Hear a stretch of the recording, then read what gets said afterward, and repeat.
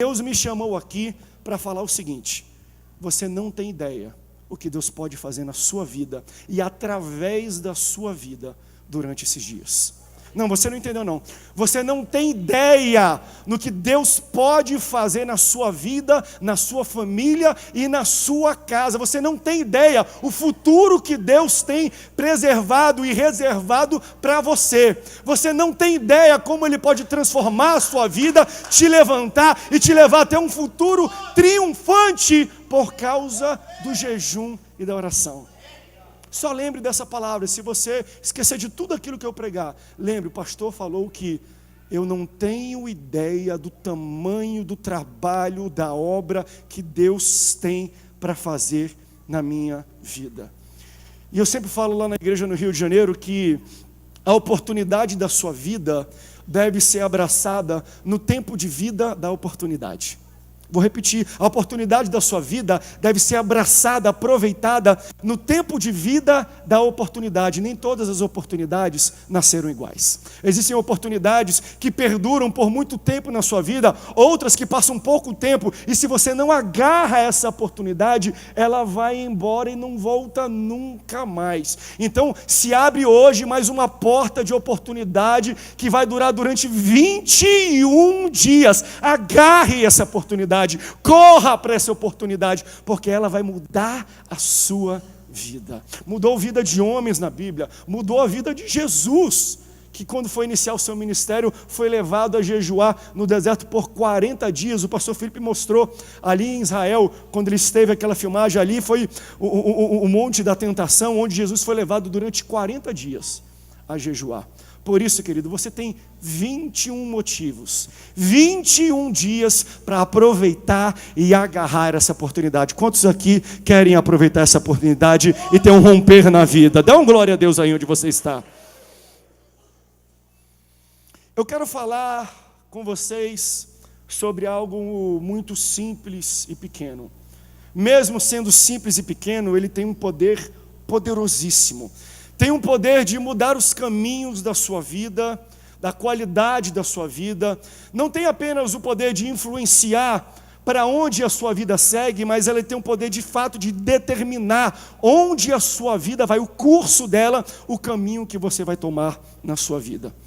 E isso que eu quero falar hoje com vocês e compartilhar é talvez o que mais acaba com a vida das pessoas no mundo inteiro. É o que mais acaba com famílias no mundo inteiro. É o que mais acaba com ministérios no mundo inteiro. E você tem que entender que essa coisa que eu vou falar com vocês hoje tem um poder enorme de controlar a sua vida. Só que também você tem um poder enorme diante de Deus, através do jejum e da oração, de controlar ao invés de ser controlado. De domar ao invés de ser domado. Esse é algo que eu quero falar para vocês hoje. Bota na tela para mim, tem? Passaram para você? A palavra é isso aqui. O que está escrito aqui na tela? O que está escrito na tela? Apetite. No início de um jejum, de uma campanha de jejum e de oração, eu quero compartilhar para você um pouco sobre o poder do apetite. Você não tem ideia na força e no poder do apetite que mora dentro de você. Você não tem ideia como esse apetite, ele determina o caminho da sua vida. As suas escolhas são pautadas pelo seu apetite. Vou dar um exemplo para vocês. Alguns aqui já sofreram muito na vida por causa do apetite do seu pai e da sua mãe.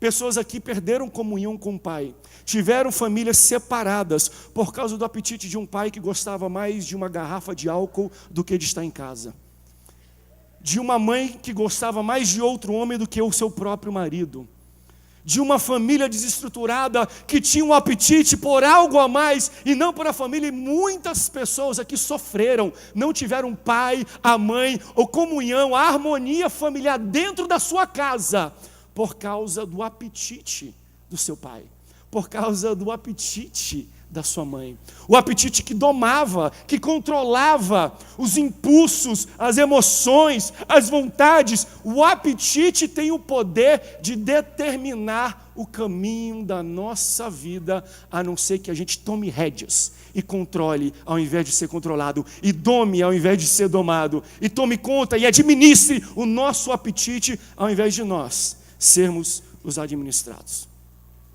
Eu falo isso hoje, a gente iniciou a campanha de jejum e oração lá no Rio de Janeiro. Foi uma manhã gloriosa.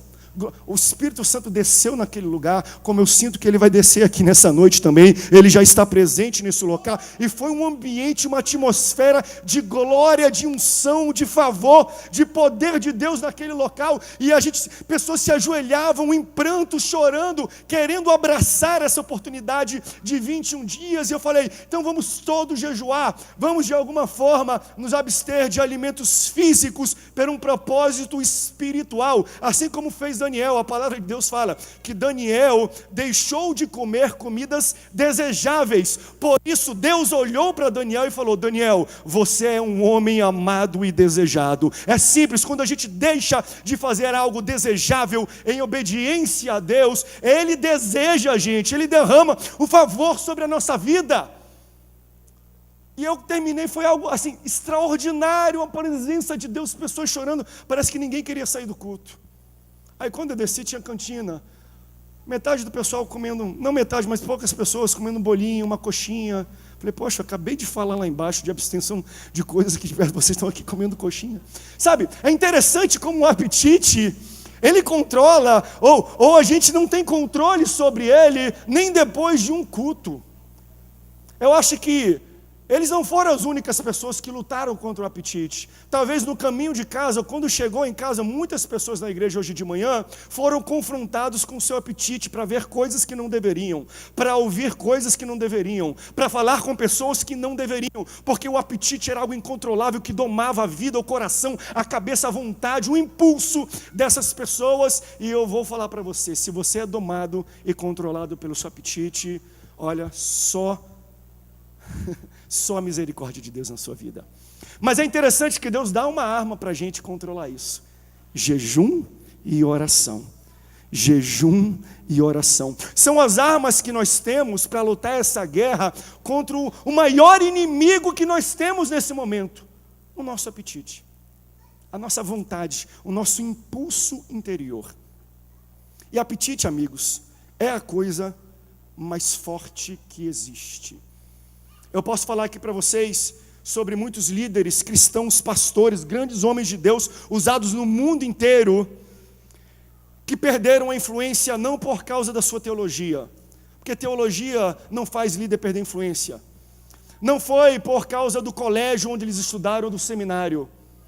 Não foi por causa das notas que eles tiveram na faculdade ou na escola. Nenhum líder, nenhum grande homem de Deus perde a influência, a plataforma, o discurso, o respeito, a unção e a autoridade por isso. Mas eu posso ficar aqui até amanhã listando história de vocês, de homens que Deus levantou, mas por causa do apetite incontrolável que eles tinham, eles perderam o discurso, a plataforma, o evangelho, quiçá a salvação, o respeito, a unção, a autoridade por causa de um detalhe pequeno, que a gente pensa que é insignificante, chamado apetite. Ou você controla o seu apetite, ou o seu apetite te controla. E deixa eu falar sobre os tipos de apetite que existem. Existem basicamente dois tipos, vou falar muitos tipos de apetite. Primeiro o apetite é a comida, alimentar, a gente tem fome. Depois do apetite de comida, tem o apetite de sexo, de prazer. E depois desse tem muitos outros, como o apetite de comida e o apetite de sexo. E também tem um apetite, eu acho que são só dois apetites que existem na vida. Estou brincando, na verdade eu listei vários apetites aqui. Coloca na tela para mim. Aí na tela você pode ver alguns tipos de apetite. Existe apetite para progresso, responsabilidade, respeito, reconhecimento. Já viu de reconhecimento? Você tem um filhinho pequeno. Papai, olha o que eu fiz. Papai, olha o que eu consigo fazer. É um apetite inato do homem de ser reconhecido pelo pai, pela mãe, pelas pessoas na igreja, pela sociedade, por alguém. Existe apetite de fama. Pessoas que fazem tudo para se tornarem famosos. Existe apetite ao dinheiro, apetite à aceitação. Apetite à aceitação é como se fosse um imã. Nós somos atraídos a lugares onde nós somos bem-quistos e aceitos. E nós somos naturalmente repelidos de lugares onde nós não somos bem aceitos. Existe o apetite do prazer, do sexo, o apetite do poder, o apetite das coisas, como bolsa, sapato. Não, mas eu só tenho 15 pares, mas eu preciso de mais um. Não, mas é Natal, eu comprei outro no último Natal, preciso de mais 3. E de outras coisas. Existe apetite de celular. Ih, vou chegar em você, não cheguei ainda não? Aqueles 3 pontinhos eu posso citar aqui, eu vou chegar em você um dia. Não só apenas de rede social, mas de celular. Tem gente que às vezes passa fome porque precisa ter dinheiro para comprar um celular de última geração que custa R$6.000 e está cheio de conta atrasada. Por quê? Porque ele tem apetite no novo, no que tá na moda, no próximo. Tem gente que tem apetite de seguidores nas redes sociais. Aí sai comprando um monte de seguidor por aí e tal. Aí quando a rede social passa o rodo lá, cai para metade, cai para um terço. Por quê? Eles querem ser seguidos, vistos, reconhecidos. E entenda que apetite nem todos são ruins. Apetites não são coisas ruins. Apetite é uma coisa que Deus criou e colocou dentro de mim e de você. Foi Deus que fez o apetite e colocou dentro do homem. Porém, o diabo veio e distorceu e perverteu aquele apetite que Deus colocou no homem. Foi Deus que criou a criatividade. Foi Deus que colocou no homem o apetite de crescer, de progresso, de melhorar. Deus que colocou, só que o diabo vai lá e ele perverte com o pecado tudo aquilo que Deus colocou dentro da gente como um bom apetite, um apetite para melhorar de vida, para crescer na vida, para dar algo para as nossas famílias, para nos dar condições melhores. Só que o pecado vai lá e quebra e distorce os apetites que Deus nos colocou. Então entenda primeiro uma coisa: apetite é algo criado por Deus e distorcido pelo pecado. Segundo, o apetite nunca é inteiramente satisfeito ou integralmente satisfeito. Você nunca vai conseguir satisfazer o seu ou qualquer outro apetite por completo. Eu vou falar isso se você está próximo disso. Lembra no fim do ano que você comeu aquelas 60 rabanadas e você sentou e falou: eu nunca mais vou comer na minha vida. 3 horas depois, onde é que você estava? Abrindo a geladeira procurando uma comida. Quer satisfazer. É a mesma coisa com sexo.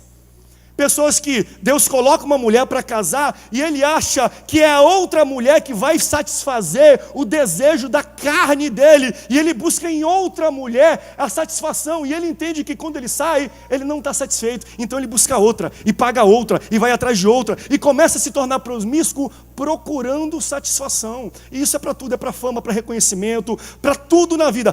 Todo tipo de satisfação criada, mesmo que distorcida ou criada por Deus, elas não foram feitas para serem integralmente satisfeitas.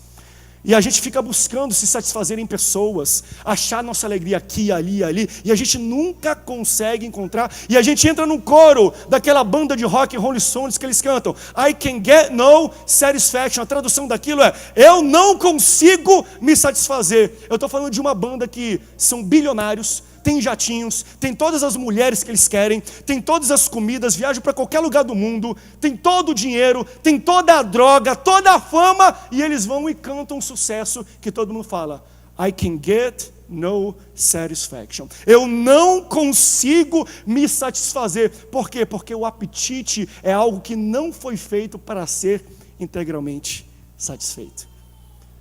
É a ordem, assim foi feito. O apetite não foi feito para ser integralmente satisfeito. E é interessante que o apetite, ele sempre grita agora e nunca depois.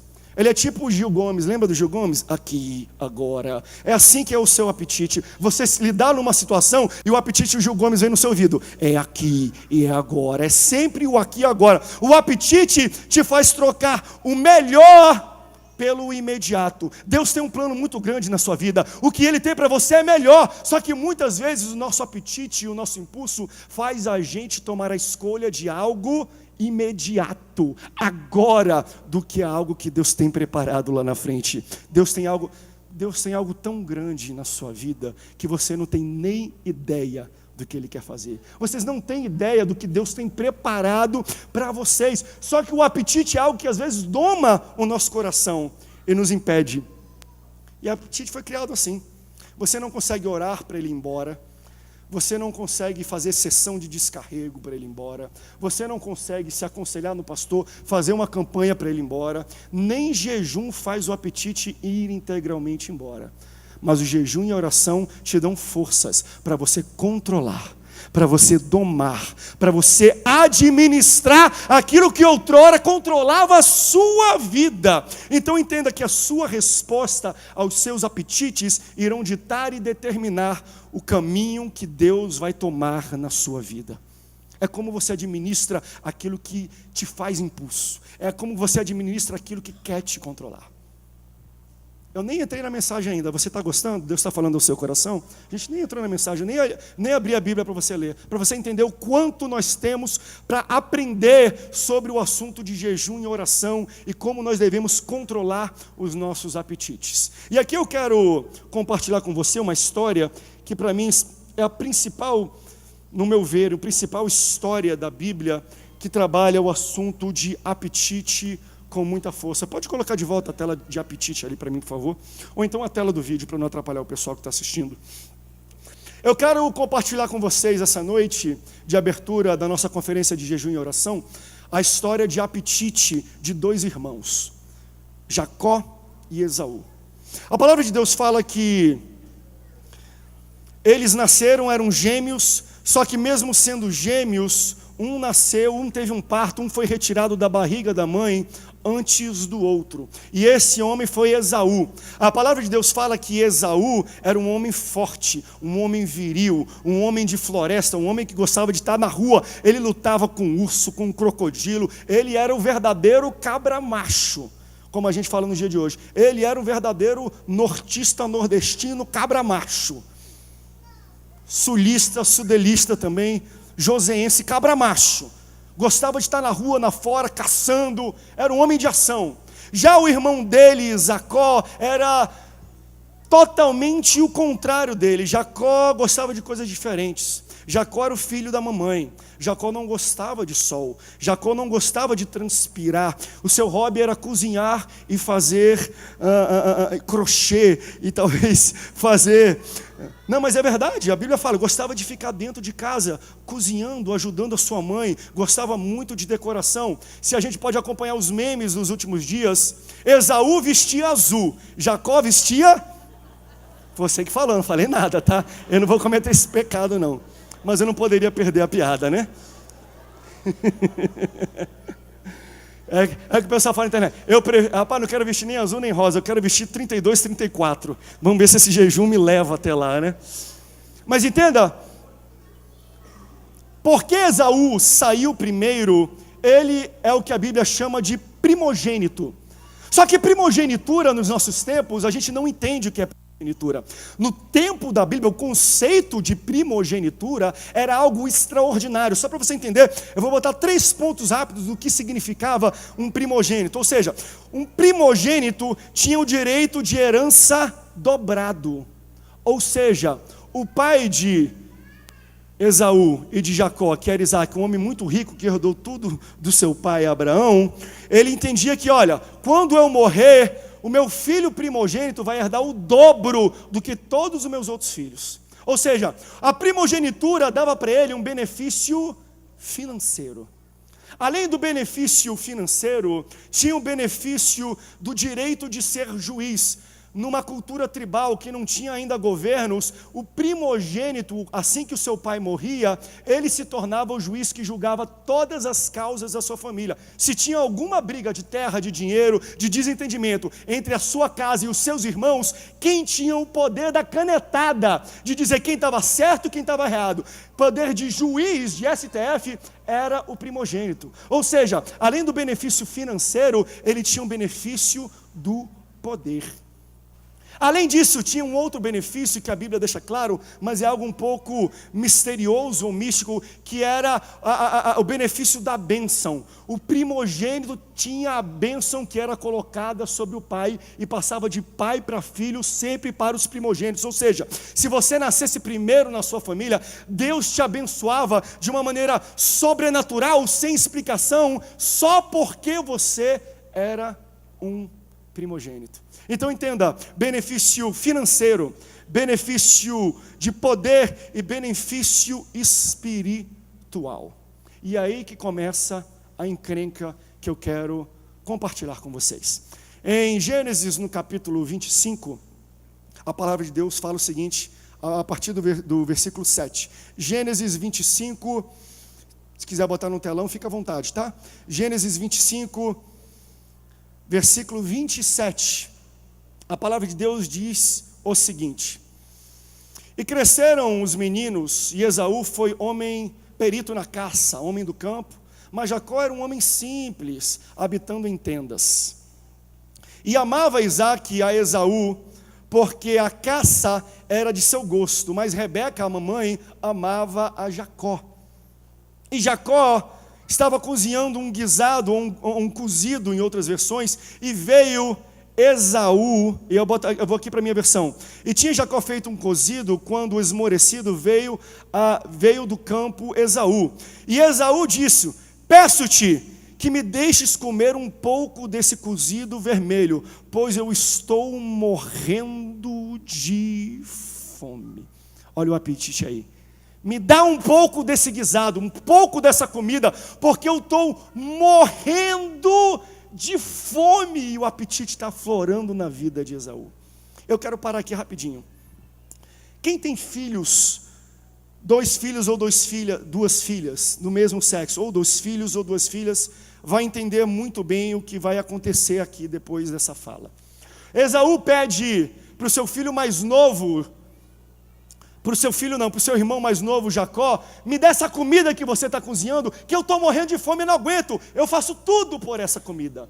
E quem nasceu numa casa com um irmão mais velho como eu, a gente sabe como é que é isso, porque a gente sempre é o esquecido, a gente sempre busca e quer coisas do irmão mais velho, mas o irmão mais velho nunca procura a gente para nada. A gente é como se não existisse na casa. Se a gente desaparecesse para ele ficar com o nosso quarto, o Felipe pediria para isso. Acho que ele já orou até por isso na vida dele.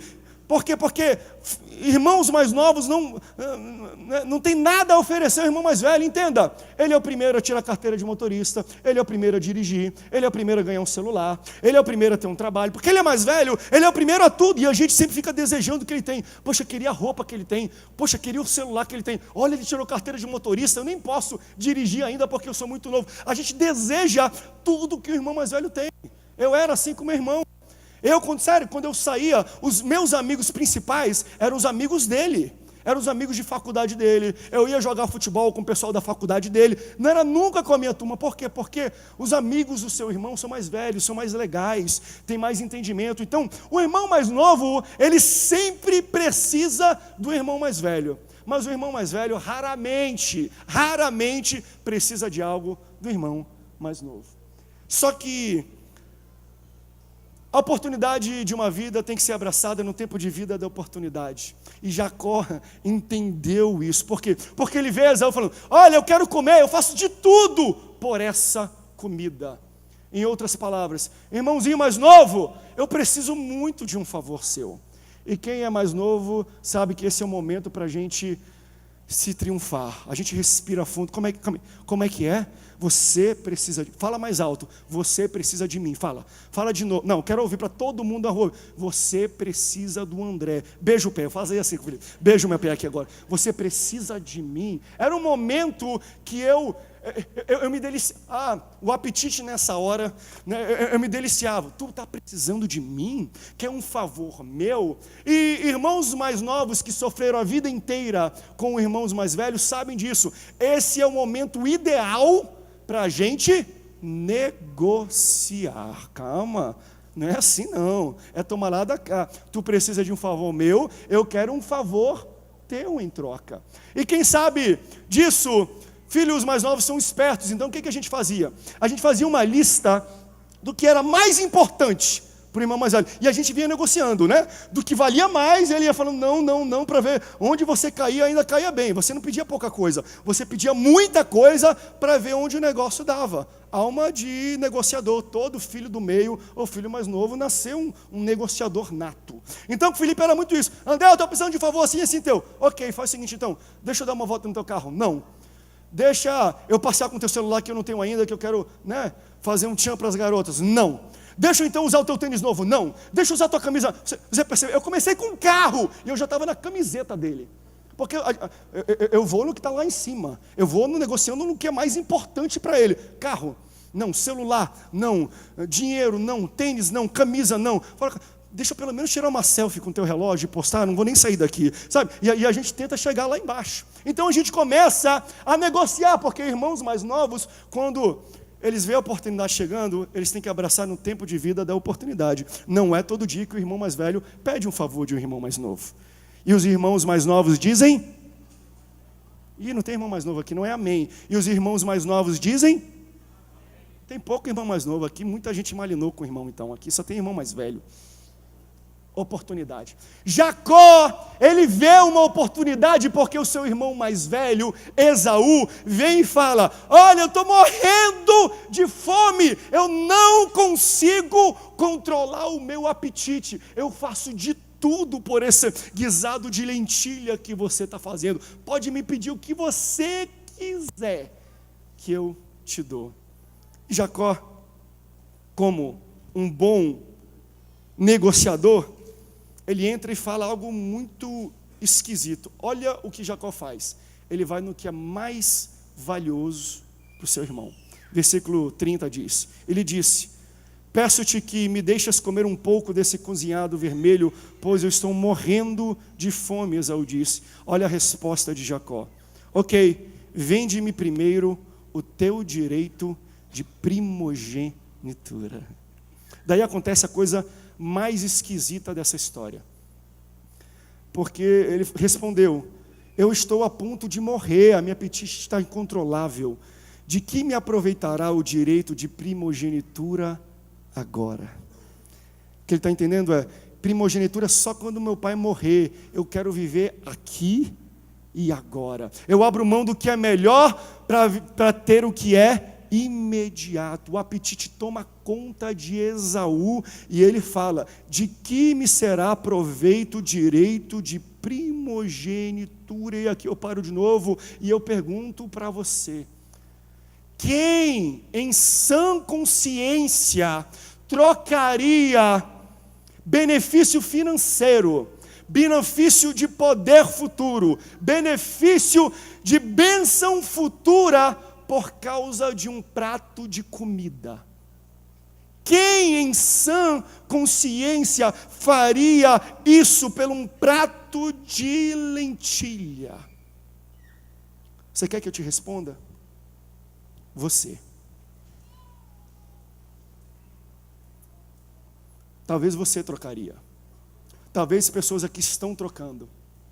Talvez pessoas aqui já trocaram. Deus colocou uma mulher, mas o apetite dele era maior do que a mulher dele. E ele trocou o casamento inteiro por uma aventura passageira. Talvez alguns de vocês sofreram isso dentro da casa de vocês. Vocês poderiam ter o pai de vocês na formatura, no primeiro dia do balé, no joguinho de futebol, e vocês não tiveram porque ele estava de alguma forma preso pelo apetite dele de cachaça, pelo apetite dele de jogo, pelo apetite dele com algum vício que roubou o seu pai da sua casa, e até hoje você sofre, você tem ranço no coração, porque você fala, como pode um homem trocar tudo da vida dele pelo um apetite temporário?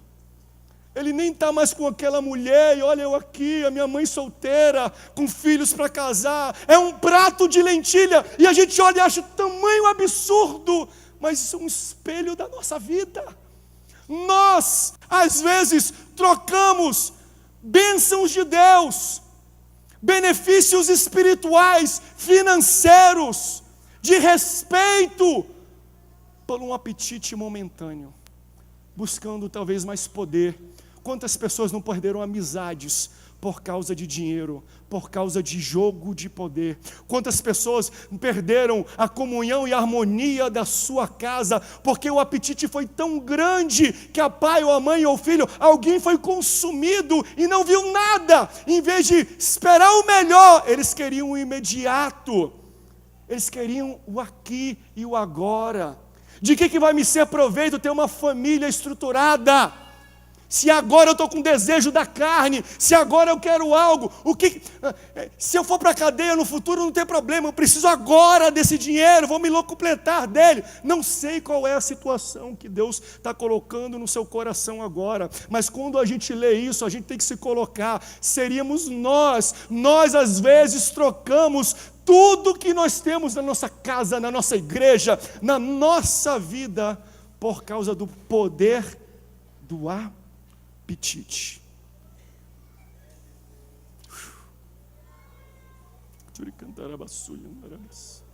Deus está tocando em corações agora. Essa é a noite que você vai controlar esse apetite. Essa é a noite que, através de jejum e oração, Deus vai te dar um romper e um poder sobrenatural para você nunca mais trocar o melhor pelo imediato. Ei, você não tem ideia do tamanho do plano que Deus tem na tua vida. Você não tem ideia. Não jogue fora tudo que Deus colocou na sua mão por um prato de lentilha, por um prazer momentâneo, por um apetite incontrolável. Porque o que Deus tem para você é muito maior do que isso. Pessoas, eu sou pastor, pessoas trocam família, pessoas trocam comunhão com Deus todo dia por um apetite. Todo dia. E eu falo isso porque todos nós temos que ter cuidados. Até pastores perdem a unção e autoridade no púlpito por causa de um apetite momentâneo por dinheiro, por poder, por reconhecimento, por fama, por alguma coisa. A gente troca a nossa primogenitura, os nossos direitos diante de Deus, por uma aventura passageira. Deus me chamou aqui para te alertar. Controle o seu apetite, porque o que Ele tem preparado para você é muito grande. A história continua, versículo 32, fala assim, ó: e ele respondeu: estou a ponto de morrer, de que me aproveitará o direito da primogenitura? E a minha resposta para ele é muito! O direito da primogenitura é muito grande, porque o apetite cega a pessoa. Lembra? Ele te faz trocar o melhor pelo imediato.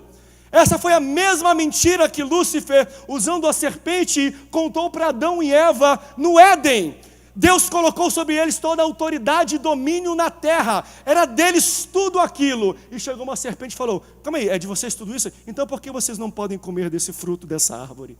Ou seja, é a mentira que ele conta todo dia para as pessoas. O que você não tem é exatamente o que você precisa. E todo dia nós somos compelidos pelo nosso apetite a ter algo que a gente não tem, pensando que aquilo vai satisfazer a gente, mas é passageiro, querido. Não importa qual apetite você tem, nunca vai te satisfazer. Por isso não troque o teu maior tesouro por um prato de lentilha, por um apetite passageiro.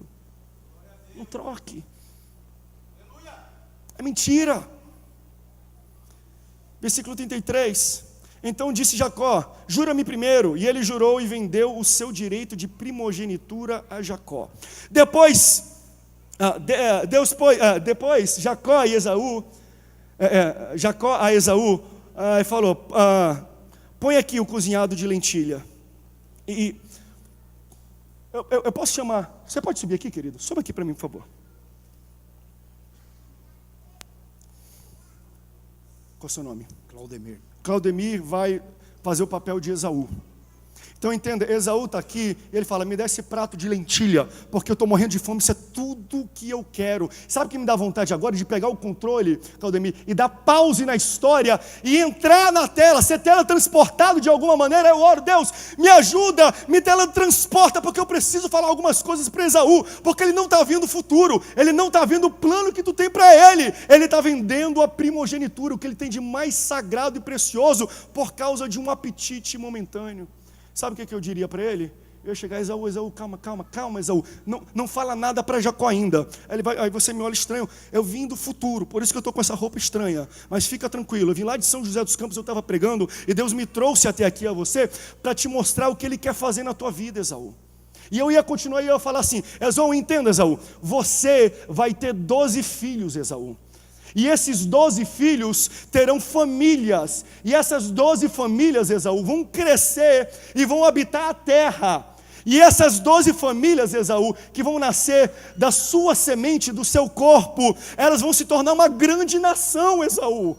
Esaú, calma, não se precipita, porque o que Deus tem para ti é muito grande, mas entende, vai crescer tanto o que Deus vai colocar na tua vida, que as pessoas vão atacar, vão perseguir, e a sua família, Esaú, vai ficar presa em cativeiro durante 400 anos no Egito.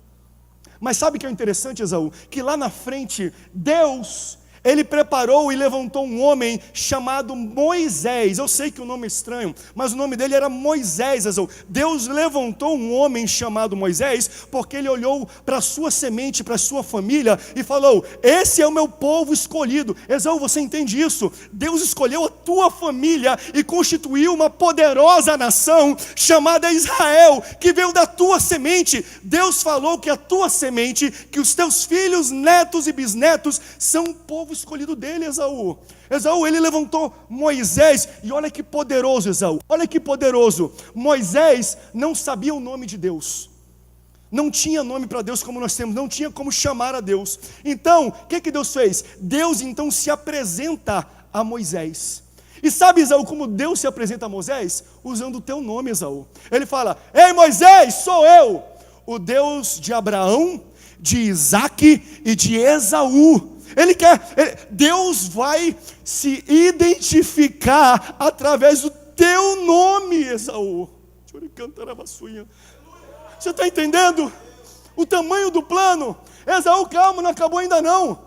Porque 2000 anos depois, ele vai fazer um plano esplendoroso na terra de resgate. Ele vai mandar o próprio filho dele para a terra, e esse filho dele vai nascer, e ele vai contar uma história de redenção, que é a história mais lida nos livros do mundo inteiro. Eu sei que você não sabe o que é livro, mas você ainda vai descobrir, e eu estou pulando alguns detalhes, Esaú, eu estou correndo porque a pregação é rápida, mas entenda, Esaú, ele vai mandar Jesus, e muitas pessoas vão escrever sobre a vida desse Jesus. Uma delas é Mateus, um coletor de impostos, e eu sei que você sabe, você não sabe o que é coletor de impostos, tem que dar um glória a Deus, porque tu não sabe o que é coletor de impostos. Mas entenda, Mateus, ele vai escrever um livro sobre essa história do Filho de Deus.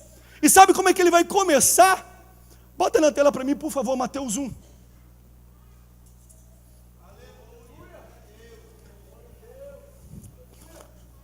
Tem?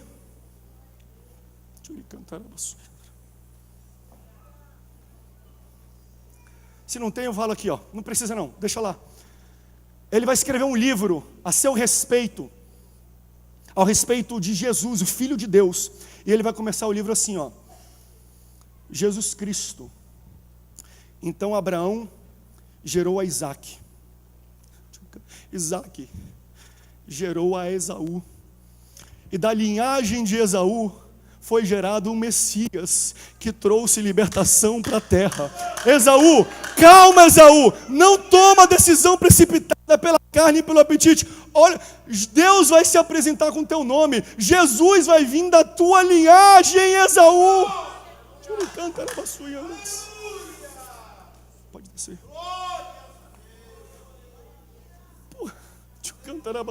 Você está entendendo o poder disso, o poder dos planos que Deus tem para a tua vida, e você não está nem aí. Você acha que eu quero viver um momento, sabe aquela coisa que jovens e adolescentes botam carpe diem, viver intensamente? É porque eles não conhecem o tamanho da glória dos planos de Deus para a vida deles. Querem viver o agora e perdem a primogenitura. Olha o tamanho do que Deus iria fazer na vida de Esaú.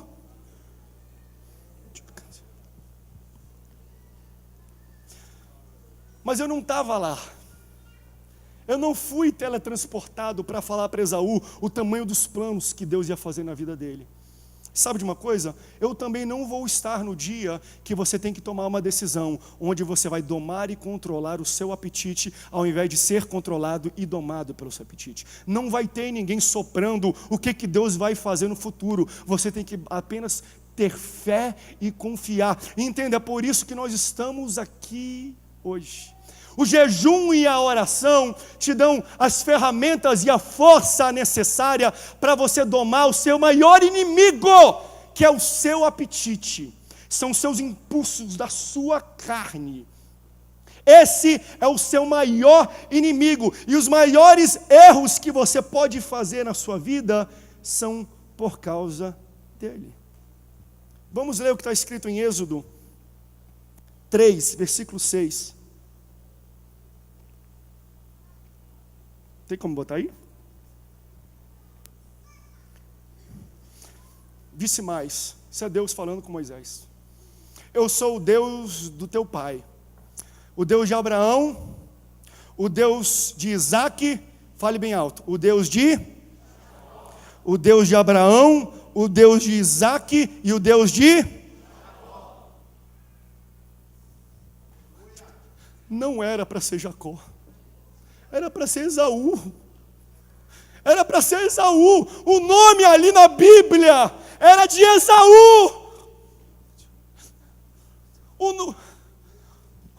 O nome naquela carteira de trabalho era para ser o seu. O sobrenome daquela família era para ser o seu. O sobrenome daquela mulher era para ser o seu sobrenome. O Espírito Santo está falando conosco nesse lugar. Ele está aqui sondando. E você tem que entender: o que Deus tem na sua vida é muito grande para você gastar com um prato de lentilhas, com tão pouco. O nome que era para estar naquela promoção era o seu nome. O nome que é para estar no livro da vida é o seu nome. Não perca o seu nome no livro da vida por causa de apetites momentâneos, porque o que Deus tem na tua vida é espetacular. Você pode ficar de pé, vamos terminar o culto. Pode falar em língua se Deus te dá agora. Se Ele está falando ao teu coração, exalte o nome dEle. Porque eu não trouxe hoje você aqui para você ser esbofeteado. Pelo contrário, Deus me chamou para te alertar. E hoje Ele vai te equipar. É hoje que você vai aprender a lutar as suas guerras. O jejum e a oração te capacitam para controlar, para domar e administrar todos os seus apetites, todos. Lá em Mateus, no versículo 17, eu termino com essa palavra. Os discípulos não conseguiram expulsar o demônio de um menino que atormentava dias. O menino se jogava no fogo, na água, o pai estava desesperado e o pai chama Jesus. E o pai, ao chamar Jesus, fala: Jesus, me ajuda. Os teus discípulos, os crentes, essas pessoas que andam com você, eles não conseguiram expulsar o demônio do meu filho, e ele está se flagelando, se machucando. Me ajuda, por favor. Antes de ajudar a criança, e ele fez assim, e o demônio foi embora, mas antes disso, Deus deu um sermão aos seus discípulos. Ele olhou para o lado rapidamente e falou uma frase que resume tudo isso que eu falei até agora. Ele falou assim: ó geração incrédula e perversa, até quando estarei com vocês? Ó geração incrédula e perversa. Incredulidade é falta de credo, falta de fé. Pessoas que não creem, que duvidam. Então entenda que quando nós estamos com falta de fé, a falta de fé denuncia que você está desconectado de Deus. Você está longe de Deus, você está longe do altar, longe da leitura bíblica, longe da igreja, da comunhão com os irmãos, e isso te desconecta. E a partir do momento que você está desconectado com Deus, você começa a se tornar incrédulo, parar de crer e parar de ter fé. Então Deus fala: ó geração que não tem fé, ó geração que perdeu a conexão comigo. E é interessante que ele continua, além disso, ele também fala geração perversa. Incredulidade são pessoas que estão desconectadas de Deus. E perverso é o contrário, são pessoas que estão muito conectadas com o mundo, estão muito conectadas com a carne, com os desejos, com o apetite, são dirigidas pelo seu apetite, são pessoas perversas, estão longe de Deus e muito perto do mundo. Mas aí, o nosso Deus é misericordioso, o nosso Deus é gracioso, e Jesus dá para a gente aqui o antídoto. Ele fala o seguinte no final do versículo: mas essa espécie de demônio, de luta, de guerra, ela só sai pela oração e pelo Você está no lugar certo. Você está no lugar certo. Entenda, por que oração e jejum? Porque se incredulidade denuncia que a gente está desconectado de Deus, oração é o que nos reconecta direto com Ele. E jejum é o quê? Já que a gente está muito conectado com o mundo, o jejum é a abstenção da minha própria carne, ou seja, é desconexão com o mundo. Então ele fala, de oração e jejum, se conecta de volta comigo e se desconecta desse mundo, porque eu vou te dar ferramentas de batalha e você vai vencer essa guerra.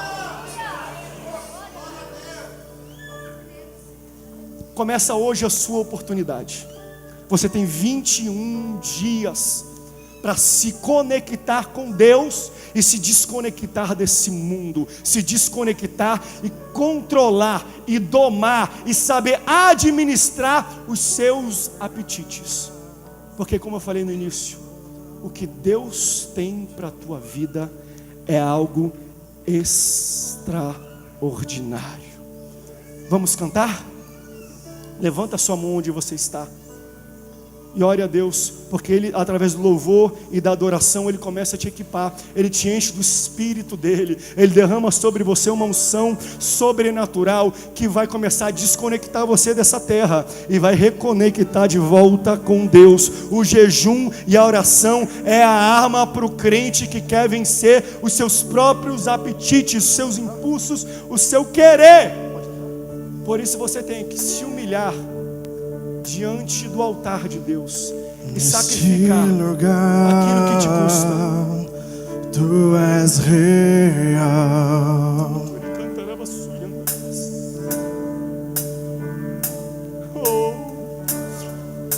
Vou me entregar. Faz isso totalmente. Começa hoje. Ele vai te ensinar a lutar as tuas guerras. Teu toque abriu os olhos do meu coração. Eu posso enxergar e entender. Escute isso, ó. Se eu me humilhar diante do teu altar e sacrificar aquilo que me custa, tu inclinarás os teus ouvidos ao meu clamor. Mas vale um dia no centro do teu querer, que toda a vida seja mais te conhecer. Tu és minha fonte, minha colheita, minha herança. Deus, nós te buscamos hoje, nós nos humilhamos diante do teu altar. Espírito Santo, vem tomar conta da nossa vida. Nós vamos iniciar a nossa conferência de jejum em oração, não apenas para ter mais de Ti, mas para Te mostrar que Tu pode ter tudo o que nós somos. Nós somos Teus, nós abstemos daquilo que é desejável aos nossos olhos, ao nosso apetite, para que possas olhar para a gente e falar: nós somos desejados. Ei, você é desejado, você é amado. Deus tem um plano gigantesco na sua vida. Por isso, segura firme. São 21 dias que Deus vai te esforçar, Deus vai te levantar, Deus vai te equipar, vai te dar armas para você lutar contra o seu apetite, porque o futuro que Ele tem preparado para você é muito grande. Se você recebe essa palavra, levante a sua mão agora. Que a graça do nosso Senhor Jesus Cristo, o amor de Deus, o nosso querido e eterno Pai, a comunhão e a consolação do Santo Espírito do Senhor seja sobre você, sobre a sua família, sobre essa igreja, durante esses 21 dias.